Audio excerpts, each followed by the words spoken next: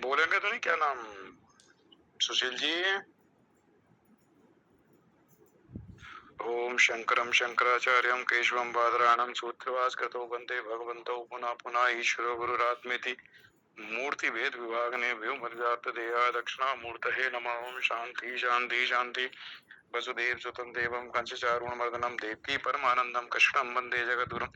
नमस्ते रामचंद्राय माधवाय नमो नमः गोविंदाय नमस्तुभ्यं नमस्ते परमात्मने अद्वैत ब्रह्म रूपाय ज्ञान गम्याय ते नमः। नमः पूर्णारम्याय माधवाय चिदात्मने ओम श्री परमात्मने नमः। श्रीमद् भगवद गीता बहुनेमि विदितानि जन्मानि तप चार्जुन तान्यं वेद सर्वाणि नैत्वं वेद परन्तप अजो अपि सन्नो व्यात्मा भूतानां ईश्वर विसन प्रकृतिं स्वामधिष्ठा संभवात् आत्माया यदा यदा हि धर्मस्य ग्लानिर्भवति भारताभ्युत्थानं धर्मस्य तदात्मानं सृजाम्यहं परित्राणाय साधूनां विनाशाय च दुष्कृतां धर्म संस्थापनार्थाय संभवामि युगे युगे जन्म कर्म च मे दिव्य एवं यो वेत्ति तत्त्वतः त्यक्ता तेहं पुनर्जन्म नैति मामेति सोऽर्जुन वीतराग भया क्रोधा मन में आमाउपाश्रिता भयभो ज्ञान तपसा पूता मध्वा मागता ये था मां प्रपदन्ते तांस्ते भजाम्यहं मम वर्तानुवर्तन्ते मनुष्या भाव सर्वसा जय श्री कृष्ण।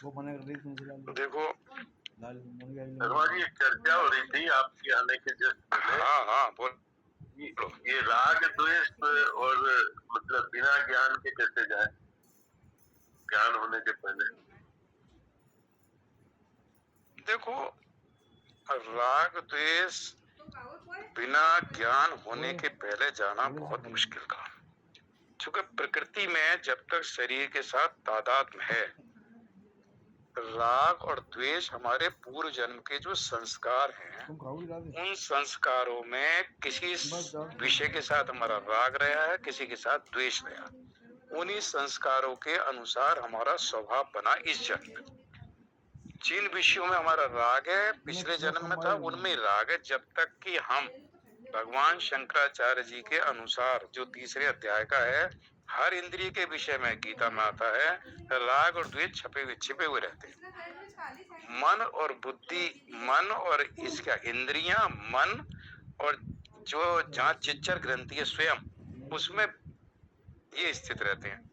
राग द्वेष क्षेत्र के विकार है। बताओ, तो जब 13वें अध्याय में क्षेत्र के विकार गए हैं और क्षेत्र के साथ हमारा जब संबंध रहता है प्रकृति से निर्मित पंच महाभूतों से निर्मित शरीर के साथ, तो राग और द्वेष हर व्यक्ति में रहते हैं। कभी कभी तो आप देखो जो ज्ञानी व्यक्ति है, सन्यासी है, उसमें भी छोटा सा राग द्वेष बना रहता है व्यवहार में। जो बहुत ही प्रिय शिष्य होता है, जो करोड़पति है, उसके साथ राग रखता है। जो थोड़ा सा बेचारा गरीब सा है, उसके साथ द्वेष तो नहीं है, लेकिन उतना उसके साथ मोहब्बत नहीं है उसको, मतलब उसका जो मान सम्मान या जो भी है। तो वहां भी थोड़ा सा व्यवहार में ना, मतलब है दोनों शिष्य और पुराने शिष्य, लेकिन थोड़ा सा व्यवहार में समानता नहीं होती रहती। क्या समानता है उसके मुकाबले कि वो जरा उच्च कोटि का है। तो शंकराचार्य भगवान ने ये कहा है कि राग द्वेष से छूटने का तरीका है कि जब हम विषयों के साथ संसार में व्यवहार करते हैं, तो जो हमारे अंदर राग है ना, उसके वशीभूत होकर व्यवहार ना करें। शास्त्र क्या कहता है उसके अनुसार व्यवहार करें। शास्त्र कहता है कि मान लो, उदाहरण में बार बार वो देता हूँ, सत्संग सुनना अच्छा है, हमारा उसमें मन नहीं करता तो हम नहीं सुनते, जो हमारा मन नहीं है। तो कहते चूंकि हमारा मन में नहीं है इसलिए हम नहीं सुनते। शास्त्र कहता नहीं, आपको अगर अपना उद्धार करना है तो आपको स्वाध्याय करना पड़ेगा, जप करना पड़ेगा, उपासना करनी पड़ेगी। तो ये आप शास्त्र के अनुसार कहोगे, भले ही आपका मन ना करता, द्वेष भाव नहीं कह सकते, लेकिन मन नहीं करता इसलिए वो नहीं करता। तो कहते हैं शास्त्र सम्मत व्यवहार करो। आप राग और द्वेष के वशीभूत होकर व्यवहार मत करो कि यह मुझे अच्छा लगता है, ये मुझे अच्छा नहीं लगता। शास्त्र क्या कहते हैं, जब शास्त्र के अनुसार व्यवहार करने लगोगे तो आपके राग और द्वेष समाप्त हो जाएंगे। शास्त्र आपके व्यवहार में आ जाएंगे कि शास्त्र कहता है ये काम उचित है, ये काम निषिद्ध है, ये करना चाहिए, ये नहीं करना चाहिए। भले मेरा इसमें द्वेष है, लेकिन शास्त्र कहता है ये ठीक है, तो मुझे करूंगा मैं इस काम को। जो शास्त्रों की मैं मानता हूँ, अपने मन में नहीं मानता, मन में राग द्वेष है। तो शास्त्रों के अनुसार व्यवहार करने से हमारे राग द्वेष समाप्त होते हैं। जब मनुष्य अपने राग द्वेष के वशीभूत होकर संसार व्यवहार करता है तो जो उसे अच्छा लगता है, एक व्यक्ति अच्छा लगता है, एक व्यक्ति अच्छा नहीं लगता।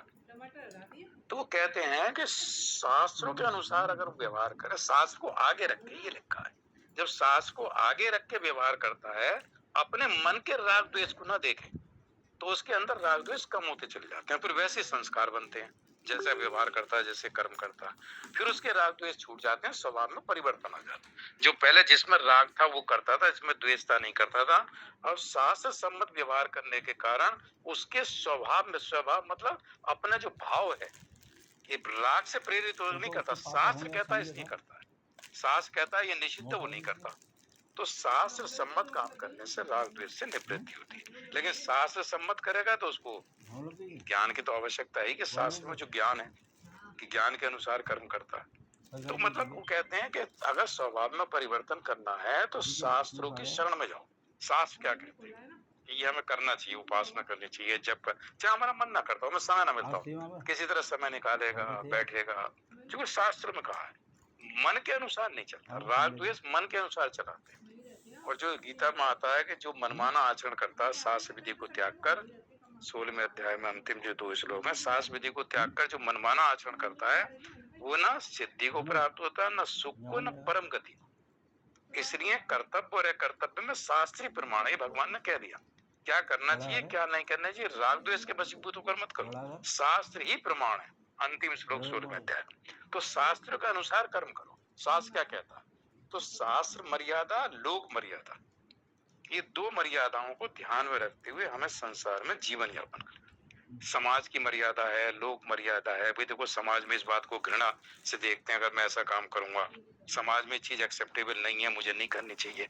लोक मर्यादा, समाज मर्यादा, शास्त्र मर्यादा, इनको ध्यान में रखते हुए अपना व्यवहार, ये मैं कह रहा हूं। कोई कुछ और कहेगा? चूंकि राग हमारे स्वभाव में है। जी सर, ये है प्रश्न था एक, राग द्वेष रहित ब्रह्मानंद की स्थिति है क्या? हरिओम। नहीं, राग द्वेष से रहित क्या होता है कांता जी, कि जब हम शरीर के साथ हमारा संबंध रहता, हमारे अंदर शरीर भाव है, मतलब अहंता के साथ हमारा मैं हूँ, मतलब मैं बीके शर्मा हूँ या मैं शरीर हूँ, इस शरीर के साथ तादाद में रहता है, तो इसका मतलब प्रकृति के साथ तादाद में, स्वभाव के साथ संबंध है, तो राग द्वेष उसके अंदर बने रहते हैं। जितना हमारा प्रकृति शरीर के साथ संबंध कम होता चला जाएगा तो शरीर के जो विकार हैं, तो इनको विकार कहा है, राग द्वेष इच्छा, ये जो कहे हैं ना 13वें अध्याय के 6ठे श्लोक, तो उसमें ये कहा कि ये शरीर के विकार है। तो हम राग द्वेष को दूर करने लिए शास्त्रों की शरण में जाएं। तो शास्त्र क्या कहते हैं? तो राग द्वेष कम होते चले जाएंगे, धीरे धीरे समाप्त हो जाएंगे। मतलब फिर राग के वशीभूत होकर आप कुछ काम नहीं करोगे, आप करोगे कि चूंकि शास्त्रों में ये कहा है इसलिए मैं करता हूँ, चाहे भले इसमें राग हो या ना, द्वेष हो या ना, शास्त्र में जो निषिद्ध और विधि कहा है उसके, हाँ बोलो, मतलब राग द्वेष से रहित होने का भगवान। जय श्री कृष्ण महाराज। हाँ, इसका मूल, राग द्वेष का मूल है अविद्या। अविद्या रूपी बीज से ये दो पत्ते पैदा हुए। अविद्या रूपी बीज का मूल है राग द्वेष, वो अविद्या। राग द्वेष का मूल है अविद्या। अविद्या से पैदा हुए, तो अविद्या से पैदा हुए तो विद्या से कटेंगे, ये दूसरा कोई साधन नहीं कटने का। विद्या से कटेंगे, ज्ञान से ही कटेंगे। ये देखो सारा जी, अविद्या के कारण तो शरीर के साथ तादाद में कि मैं शरीर हूँ, ये भाव अविद्या के कारण है। जैसे जैसे अविद्या दूर होगी, मोह सकल व्याधिन कर मूला, जो आता रामचरितमानस में, सारा जो व्याधि है उसका मूल तो मोह है, जो अज्ञान है, जो अविद्या है। अज्ञान और अविद्या को जो आजकल मांडुक कारिका में आ रहा है, मुझे अच्छा लगा इसलिए बता रहा हूँ। उन्होंने कहा जो सुसुप्ति अवस्था है, तो सुसुप्ति अवस्था में जब गहरी नींद में सोते हैं तो हमारी जो वास्तविक स्थिति है वहाँ सारा सूक्ष्म शरीर, मन बुद्धि चित्त अहंकार इंद्रियां जीव भाव सब लीन हो जाता, सारा कुछ एकदम, मतलब कुछ नहीं रहता, केवल आत्मा। लेकिन वो अज्ञान रहता है, बस हमें लगता है कि बड़ा सुख था, बड़ा आनंद की नींद आई, बड़ी गहरी नींद आई, तो वो अज्ञान है, प्राज्ञ कहते हैं उसको, सुसुप्ति अवस्था के अभिमानी जीव। तो प्राज्ञ के कारण अज्ञान है, तो उसमें लिखा उपनिषद में कि जो निद्रा है, ये अज्ञान है। निद्रा का तम, तम मतलब अंधकार, तम कह लो, निद्रा कह दो, अविद्या कह दो, अज्ञान कह दो। और ये अज्ञान जो है कारण है जन्म मृत्यु का। स्थूल शरीर प्राप्त कौन सा होगा, इसका कारण क्या है? अविद्या, अज्ञान। जो हमारा प्राज्ञ जिसको कहते हैं, जो हमारा कारण शरीर है, हमारा अपना, सब किसी के अपना जो कारण शरीर है। कारण क्या है हमारे इंडिविजुअल जन्म मृत्यु का? कारण क्या है? जो कारण शरीर है, कारण शरीर का अभिमानी जीव है प्राज्ञ। मैं कुछ नहीं जानता, अज्ञान से जो मोहित है। और सारे शरीरों का जो कारण है वो ईश्वर है, वो सर्व अंतर्यामी, अंतर्यामी। तो सर्व अंतर्यामी, सबके साथ उसका संबंध है। तो जितना अपने से व्यापक होता चला जाएगा उतना उसका ज्ञान कम होता जाएगा। एक दिन उसे ज्ञान हो जाए कि सारे शरीरों में मैं ही हूँ, आत्मा सारे शरीरों में जो मैं ही हूँ, मैं आत्मा रूप में हूँ, मैं ही शुद्ध बुद्ध नित्य मुक्त आत्मा हूँ। तो उसका सारा अज्ञान तब तक है जब तक अपने आप को शरीर के अंदर समझता है कि इसी शरीर के अंदर मैं हूँ, परिचिन्न। जब सारे शरीरों में एक ही आत्मा है और वही मैं हूँ, तो अविद्या दूर हो गई। तो ये अविद्या ही तो इसका कारण है ना, जो कह रहे हैं अविद्या जो अज्ञान है उसको निद्रा कहा है। और निद्रा से निकलने के बाद फिर स्वप्न आया। तो वो कहते हैं ये सोते टाइम का जो निद्रा के साथ स्वप्न है वो है, और जागृत अवस्था कहते हैं जागृत स्वप्न है। जो संसार अगर मिथ्या है तो इसका व्यवहार ही मिथ्या है, प्रपंच भी मिथ्या है। तो जब सब कुछ मिथ्या है तो ये जागृत स्वप्न है। निद्रा मतलब अविद्या के कारण, अज्ञान के कारण जो हम व्यवहार कर रहे हैं, ये जागृत अवस्था का स्वप्न है। जब सो जाते हैं तो जागृत अवस्था का स्वप्न समाप्त हो गया, सूक्ष्म शरीर का स्वप्न शुरू हो गया। तो जब जगे तो अब ये दूसरा स्वप्न शुरू हो गया, मतलब ये भी मिथ्या है। जब ज्ञान हो जाता है तो लगता है ये प्रपंच भी मिथ्या है, ना जागृत सत्य है, ना स्वप्न सत्य है, ना सुषुप्ति सत्य है। इन तीनों का मैं चूंकि दृष्टा हूँ, जागृत को ही मैं देखता हूँ, स्वप्न को ही मैं देखता हूँ, सुषुप्ति गहरी निद्रा को मैं जानता हूँ, देखता हूँ, इन तीनों का मैं दृष्टा हूँ। तो इसका मैं दृष्टा हूँ तो दृश्य ही तीनों, तो मैं इन तीनों से अलग हूँ। क्योंकि दृष्टा दृश्य से अलग होता है। तो ना मैं जागृत हूँ, ना मैं सूक्ष्म हूँ स्वप्न वाला हूँ, ना मैं सुसुप्ति वाला हूँ, क्योंकि मैं तीनों का दृष्टा हूँ। सुसुप्ति मैंने देखा, गहरी नींद में सोया, स्वप्न मैंने देखे रात को, और जागृत में मैंने व्यवहार किया। तो मैंने व्यवहार करते हुए अपने आप को देखा, मैंने स्वप्न अपने आप को देखा, सुसुप्ति में मैंने महसूस किया कि मैं गहरी नींद में हूँ। इसका मतलब मैं तीनों दृश्य हैं, इन तीनों को मैं देखता हूँ। तो मैं तीनों से अलग हूँ। देखने वाला अलग होता है दृश्य से। जब मैं तीनों से अलग हूँ तो मैं चौथा हूँ, और चौथा तुरीय आत्मा। भाई तीनों का जब दृष्टा हूँ मैं, और ये तीनों दृश्य हैं, तब हम अपने आप को देखते हैं, स्वप्न में देखते हैं, सुसुप्ति में महसूस करते हैं। तो महसूस करने वाला अलग है। अगर ये कभी सोता नहीं, इसको अनिद्र कहा। जो तुरीय आत्मा है ये अगर सो जाता तो इस कौन कहता है मुझे गहरी नींद आई? इसका मतलब गहरी नींद आने वाले को भी देखता है, उठने के बाद कहता है कि गहरी नींद आई, तो गहरी नींद में भी जाग रहा था। तो ये निद्रा रहित है, ये स्वप्न रहित है, स्वप्न नहीं देखता। ये स्वप्न में जो स्वप्न देखने वाला जीव है उसको भी देखता है, जागृत वाले को भी देखता है। मतलब ये तुरीय है, चतुर्थ है। तो जब उसे ज्ञान होने लगता है कि मैं तीनों से अलग हूँ, वो तीनों प्रकृति है, तो मैं प्रकृति से अलग हूँ, इनसे मेरा कोई संबंध नहीं है, कोई तादाद नहीं, मैं तीनों का दृष्टा हूँ। तो प्रकृति से अलग हो जाता है। जब प्रकृति से अलग हो जाता है तो अपने स्वरूप में पहुंच जाता है जो आत्म स्वरूप है। लेकिन यहाँ तक पहुंचने के लिए कितने पापड़ बेल रहे। मतलब इस स्थिति में जब हमें ये लगता है कि मैं इन तीनों से, जैसे कहा है कि रज्जू और सर्प वाली बात आती है, तो सर्प जो है अज्ञान है, हल्के हल्के अंधकार के कारण रस्सी में सर्प दिखाई पड़ जाता है। रस्सी, सर्प से पहले भी वो रस्सी थी, जब सर्प दिखा अंधकार के कारण तब भी रस्सी है, जब प्रकाश हो गया तब भी रस्सी है। मतलब रस्सी तीनों अवस्थाओं में। बीच की अवस्था में हल्के अंधकार के कारण रस्सी की जगह सर्प दिख रहा है। तो संसार दिख रहा है ब्रह्म की जगह। संसार से पहले भी ब्रह्म था, संसार भी ब्रह्म है, और जब संसार नहीं रहेगा तब भी ब्रह्म है। सुसुप्ति में जब जागृत और स्वप्न दोनों समाप्त हो जाते हैं, दोनों लीन हो जाते हैं सुसुप्ति, तब भी वो स्वप्न भी वही है, जागृत में वही, अधिष्ठान तीनों का वही, ये मैं वही हूँ जो तीनों का अधिष्ठान। तो रस्सी जैसे तीनों कालों में रहती है, बीच के समय वो सर्प दिख रही है। तो तीनों कालों में मैं जो हूँ, तीनों का दृष्टा हूँ, तीनों को जानता हूँ, तीनों का देखता हूँ, साक्षी। तो मैं तीनों से अलग हूँ, मैं ही सत्य हूँ। कभी मुझे सुसुप्ति लगती है, कहीं मुझे स्वप्न अवस्था में आ जाता हूँ, कहीं मैं जागृत में चला जाता हूँ, फिर जागृत स्वप्न, ये 24 घंटे में तीनों एक बार आ जाते हैं। लेकिन मैं 24 घंटे में तीनों अवस्थाओं को देखता हूँ। तो मैं, इसका मतलब इन तीनों अवस्थाओं से अलग हूँ। ये ज्ञान अगर हो जाए तो जो कारण शरीर है अज्ञान अवस्था, उससे वो अलग हो जाता है कि देखो ये कारण शरीर जो अज्ञान है, ये जन्म मृत्यु का कारण है। कहते हैं जन्म मृत्यु का कारण क्या? अविद्या। जो कारण है उसको कारण शरीर कहते हैं। उसमें केवल निद्रा है, स्वप्न नहीं है। सुसुप्ति में कोई स्वप्न नहीं, केवल गहरी नींद है। गहरी नींद मतलब गहरा अंधकार, गहरा अज्ञान, तम। तो तम जो है ये बीज है। किसका बीज है? स्थूल और सूक्ष्म शरीर का। और ये सारे जो हम करते हैं ना, दिन भर जो पापड़ बेलते हैं, जो भी कर्म करते हैं, इसके जो संस्कार हैं वो कारण शरीर में रहते हैं सारे।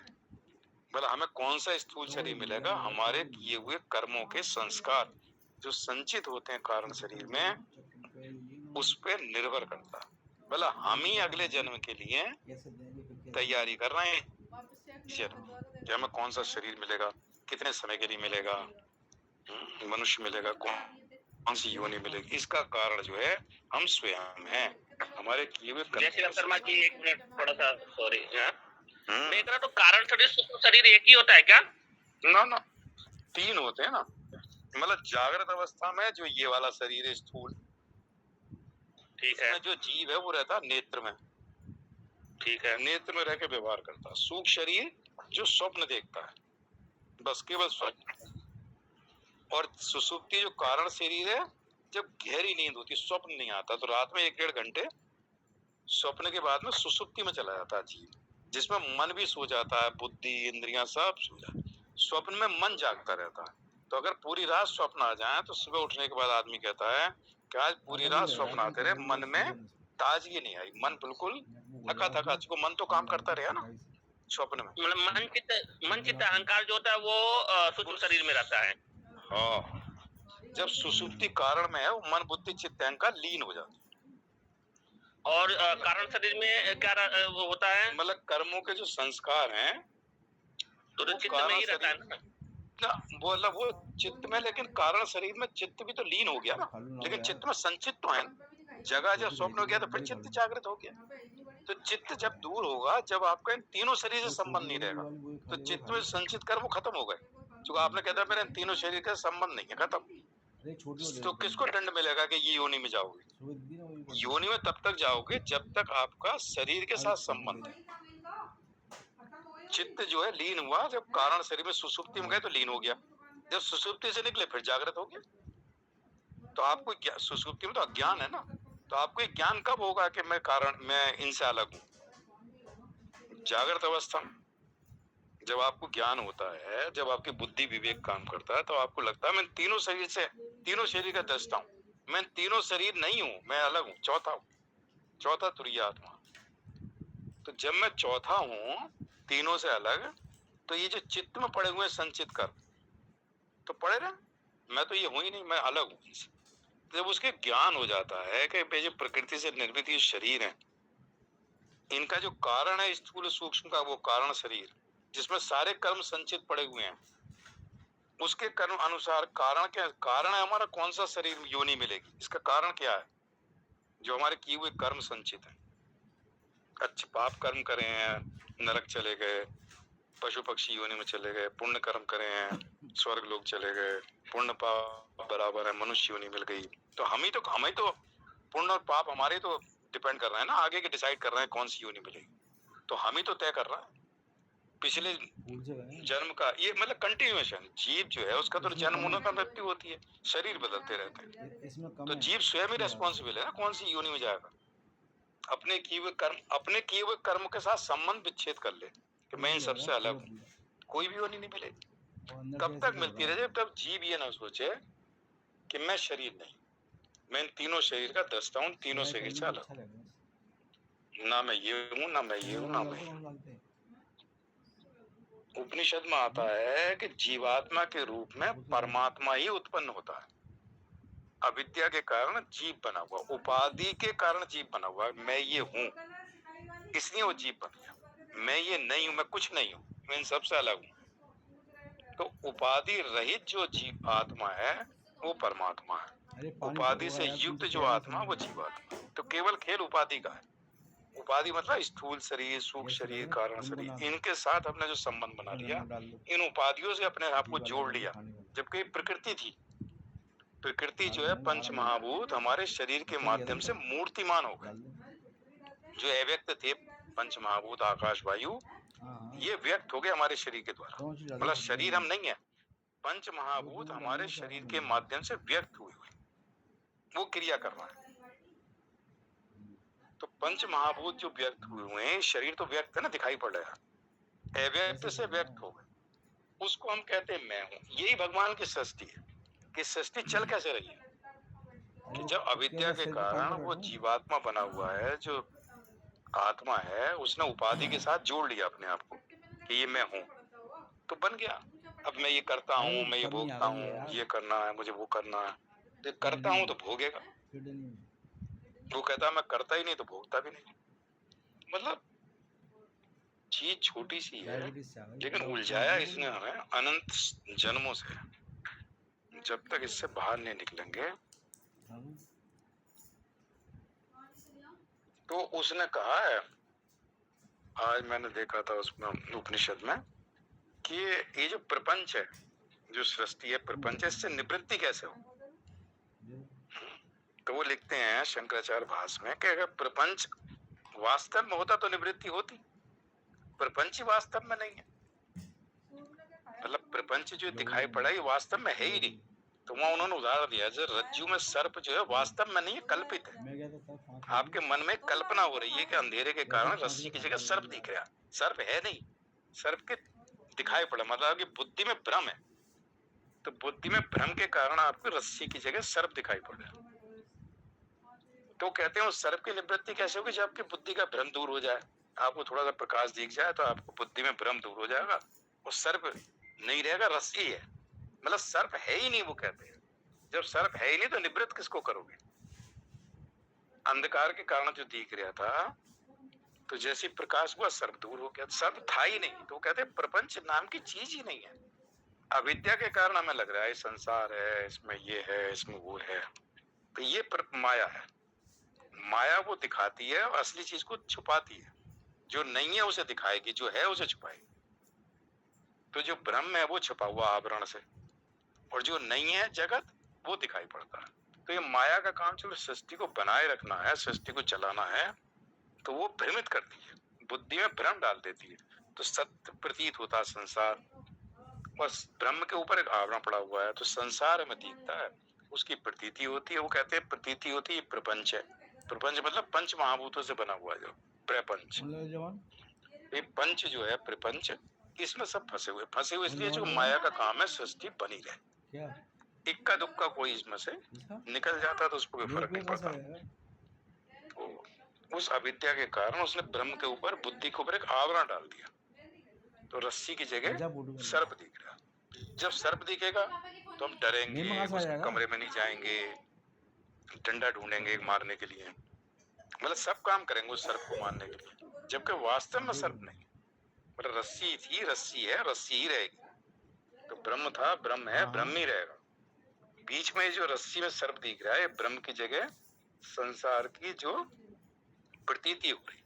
तो कहते हैं प्रतीति की निवृत्ति कैसे हो, तो कहते हैं प्रकृति प्रपंच ही है ही नहीं, रस्सी में सर्प की तरह। तो माया भी, और माया का उदाहरण भी दिया हुआ, जैसे माया भी अपनी माया को दिखाता है, जादूगर जादू दिखाता है, तो जादू वास्तव में नहीं है। उसने सिर काट दिया किसी का, तो हम कहेंगे देखो क्या हो गया, उसने सिर बीच में से 2 टुकड़े कर दिए। तो वो टुकड़े नहीं हुए, मतलब उसकी माया थी, वास्तव में नहीं है। हमारी बुद्धि में भ्रम हो रहा है, टुकड़े नहीं हुए, वो फिर दिखा दिया उसने, देखो साबुत आ गया। तो जैसे जादूगर जादू दिखाता, जादू जो हमारी बुद्धि में भ्रम पैदा कर देता। तो माया से ना किसी का सिर कटा, ना कबूतर आया, ना कुछ हुआ, तो जैसे मायावी ने माया दिखाई, ऐसी संसार जो है ये भगवान की माया है, जिसमें पूरा संसार दिख रहा है, प्रतीति हो रही। वो माया की तरह, वो जादू की तरह है कुछ नहीं। किसी का सिर कट गया, किसी ने मिसाइल छोड़ दी, उसका वो पूरा शहर नष्ट हो गया, तो कहते हैं ये जो है माया के कारण ऐसी प्रतीति हो रही। ये धीरे धीरे धीरे धीरे, लेकिन किसी तरह से ये जो हमारे अंदर ही बैठ जाए दृढ़ता के साथ कि ये मैं नहीं हूं और ये मैं हूं, बस। जो विपरीत ज्ञान है, स्वप्न में क्या होता है? विपरीत ज्ञान होता है। तो विपरीत ज्ञान जागृत अवस्था में होता है, मतलब पारमार्थिक दृष्टि से, लौकिक दृष्टि से नहीं। लौकिक सब ठीक चल रहा है, पारमार्थिक दृष्टि से संसार दिखता परमात्मा की जगह। उस संसार के साथ हम मैं ये करता हूँ, ये मैंपन जागृत हो जाता है। मैं करता हूँ, मैं ये करता हूँ, मैं ये करता हूँ, सारे कर्म संचित हो जाते हैं, उसको भोगने के लिए फिर जन्म अगला मिल जाता है। तो ये जो जन्म मृत्यु का चक्कर छूटने के लिए ये वास्तव में नहीं है। तो उस केस में व्यवहार करते समय थोड़ा सा उतना कष्ट नहीं होता। ये लगता कि यार ये तो सब भगवान की माया है जो घुमा रही है। तो माया को कहते हैं कि इसको आप निवृत्ति कैसे करो। ये कहता है ओम पूर्णमदः पूर्णमिदं पूर्णात् पूर्णमुदच्यते पूर्णस्य पूर्णमादाय पूर्णमेवावशिष्यते। ओम शांति शांति शांति शांति। जय श्री कृष्ण श्री कृष्ण। भगवान भोलेनाथ भी तो समझा रहे हैं यही माँ पार्वती को, जो ब्रह्म विद्या है खुद। उमा कहूँ मैं अनुभव अपना। वो शिव सहस्त्र नाम में एक नाम आया भगवान शिव का, भूत वाहन सारथी। भूत वाहन सारथी, तो वाहन के जो पंच भौतिक शरीर है भूतों का, तो इसको तो वाहन कहा, और भूत हो गए हम सब। तो भूत का जो वाहन है, जो रथ है, इसका मतलब सारथी। तो एक नाम तो भूत वाहन सारथी दिया, और मनोबुद्धि अहंकार ये भी दिया, क्षेत्रक भी दिया। शिव सहस्त्र नाम जो आया भगवान विष्णु जो पढ़ा हुआ शिव पुराण में, तो उसमें मन बुद्धि अहंकार भी भगवान का ही है। तो हम कहते हैं मेरा मन, मैं मन के अनुसार चलूंगा, मेरी बुद्धि, अहंकार को ही कहा ये मैं हूं।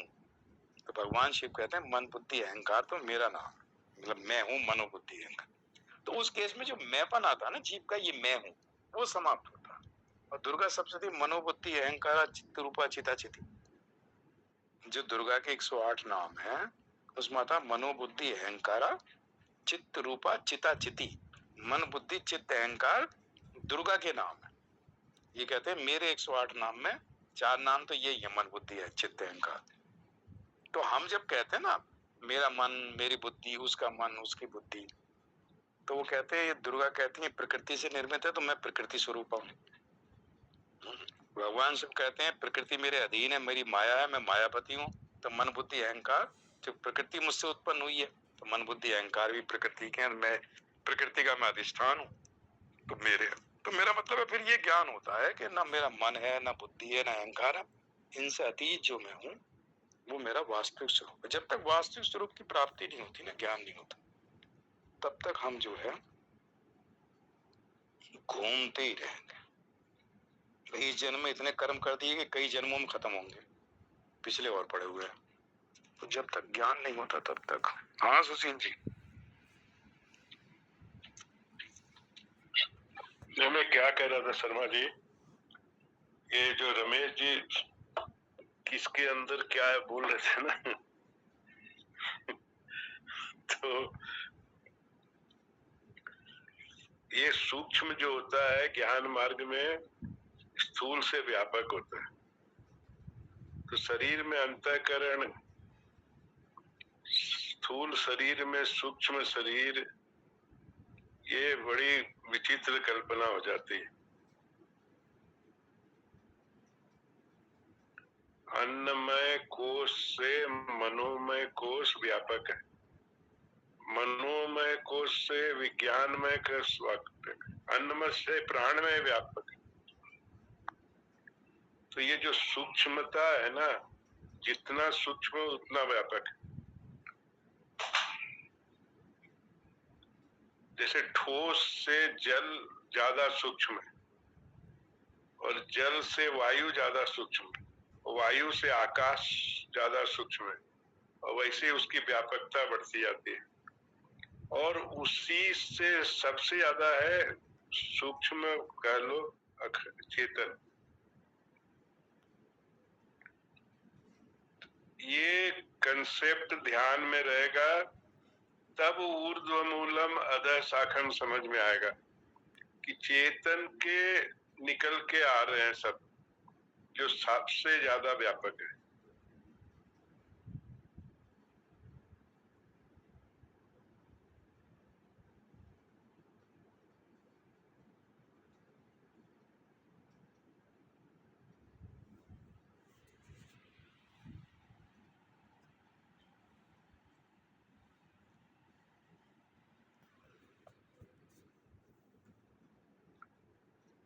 जो परम गति शब्द आता है गीता में कई जगह परम गति को प्राप्त करना है, तो राम सुखदास जी ने गति और प्रवृत्ति के ऊपर एक वो लिखा है, गति और प्रवृत्ति क्या फर्क है दोनों। कह रहा गति जो है ना वो स्वयं की तरफ होती है, मतलब अपने स्वरूप की तरफ, परमात्मा की तरफ जो होता है उसको गति कहते हैं। वो अहंकार रहित स्थिति है। जब गति होती है उसमें अहम भाव नहीं होता, अपने आप होती है, उसमें कोई श्रम कोई कर्म नहीं करना पड़ता, स्वयं होती है, गति अपने आप होती है। और प्रवृत्ति में अहंकार के साथ होती है, वो कर्म साध्य है, श्रम साध्य है। तो प्रवृत्ति संसार की तरफ होती है। कहते हैं संसार में बड़ी प्रवृत्ति है इसकी। तो संसार में प्रवृत्ति की नहीं है, वो कर्म करेगा, श्रम करेगा, सुबह से शाम तक दौड़ेगा, भागेगा। तो ये जब करेगा तो प्रवृत्ति संसार की तरफ होती है, गति परमात्मा की तरफ होती है। गति स्वयं की तरफ, प्रवृत्ति पर की तरफ। तभी कहते हैं इससे कि ये करने से आपको परम गति मिल जाएगी, मतलब परमात्मा की तरफ चलना जो है उसे गति कहते हैं। तो वो कहते हैं कि इसमें कुछ आपको जब कुछ नहीं करते, संसार से जैसे आप विमुख हो जाते हो, तो आपकी गति परमात्मा की तरफ से। और जब परमात्मा के सम्मुख होना मतलब संसार से विमुखता का मतलब है परमात्मा की तरफ गति है, मतलब परमात्मा की तरफ आप चल रहे हो, संसार से विमुख और परमात्मा के सम्मुख, तो गति हुई। और जब संसार की तरफ प्रवृत्त हो जाते हो तो संसार की तरफ प्रवृत्ति होती है, उसमें गति नहीं कहते, उसमें आपको श्रम करना पड़ेगा, कर्म करना पड़ेगा। तो उससे जैसे रहित होते हो तो उसको परम गति कहा कि परमात्मा की तरफ चलने। और वो अहंकार रहित है और ये अहंकार सहित है। इसमें अहम भाव होता है संसार की तरफ चलना, मैं ये करता हूँ, मैं कुछ नहीं करता। तो वहां जब मैंपन भी समाप्त हो जाए तो परम गति मिल जाती है कि मैं परमात्मा की प्राप्ति करें। तो गति और परम, इसको परम वो प्रवृत्ति, परम गति शब्द जो आता है ना, तो मुझे लगा था कि इसलिए परम गति मतलब एक तो गति और परम गति परमात्मा की तरफ प्राप्ति, उसमें आपको कुछ नहीं करना, मतलब वो इससे यदि है साधन करे, चित्त शुद्ध हो गया और संसार से तरफ विमुक्ता जरूरी है। मतलब दोनों काम हम सब चाहते हैं कि संसार में प्रवृत्ति बनी रहे और परमात्मा की प्राप्ति होती रहे, दोनों काम साथ साथ होते हैं। तो कहते हैं संसार में करते रहो जो कर्तव्य करना, उसे मत छोड़ो, लेकिन उसमें आसक्ति मत रखो।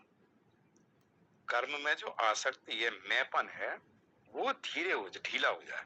कर्तव्य कर्म छोड़ने के लिए पूरी गीता में कहीं नहीं कहा, एक पूरा कर्तव्य कर्म करो, परिवार के प्रति, समाज के प्रति जो करना हो करो, लेकिन कर्म के साथ मैं करता हूं और उस कर्म में आसक्ति, ये दो चीज बंधन है। कहता आसक्ति बंधन है, इस इच्छा की पूर्ति में कर्म करता हूं, इच्छा बंधन है, कर्म बंधन नहीं, कर्म जड़ है,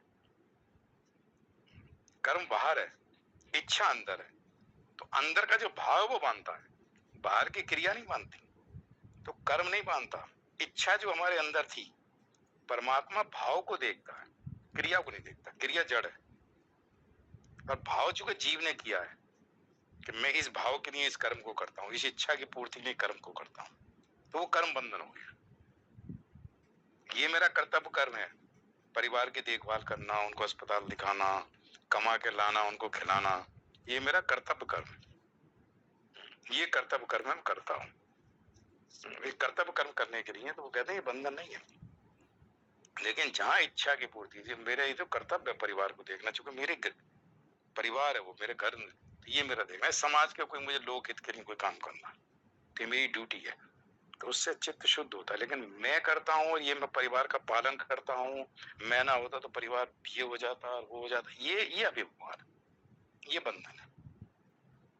तो ईश्वर जो है उसने मुझे शक्ति दी है, कहीं मेरी नौकरी लगा दी है, दुकान लगा दी है, तो मैं कर रहा हूँ अपना निमित्त मात्र बने हुए। जो अभी केनोपनिषद में पढ़ रहे हैं कि देवताओं ने कहा हमने जीता है, उसमें हो गया अभिमान, तो परमात्मा उनका अभिमान दूर करता है।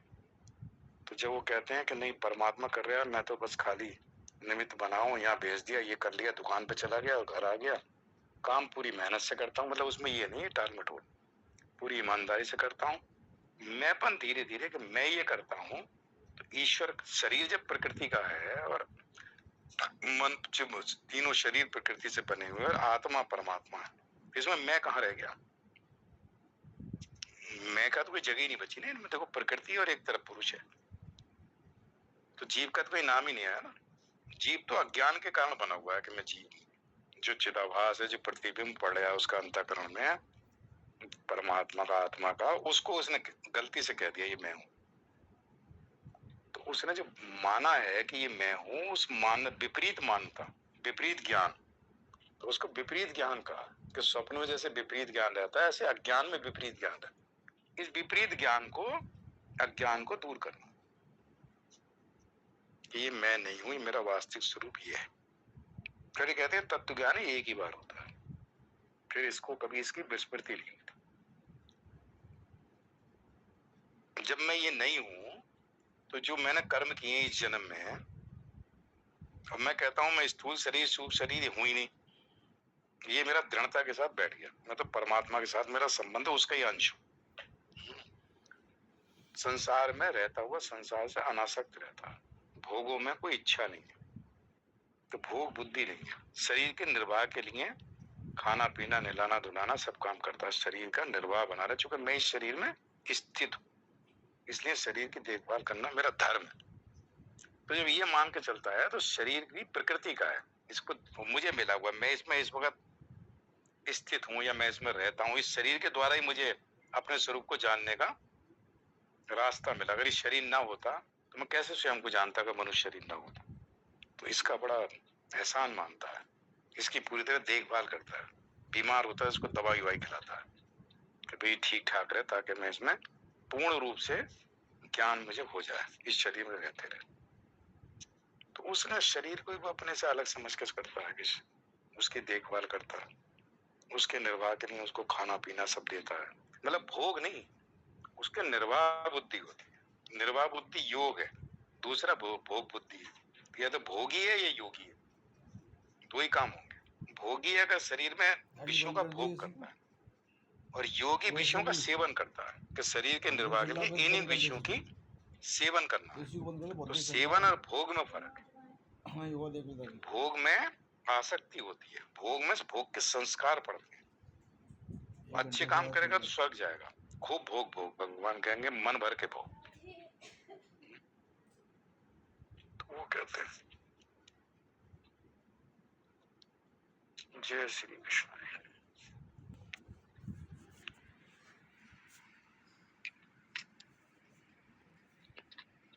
हाँ आबा दीदी,